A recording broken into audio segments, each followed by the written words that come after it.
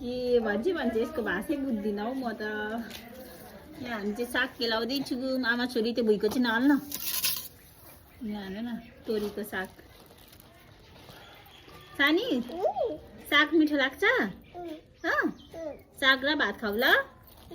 ल मेरो कति गुड गर्ल मेरो छोरी। त्यो अहिले खाने होइन हौ, पकाएर खाने हौ। अहिले आमाले पकाउनुहुन्छ अनि खाने ल?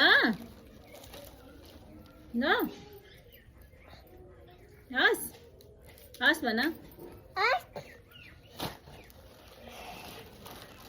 त्यसरी होइन यसले त छोड सबै सक्यो हौ।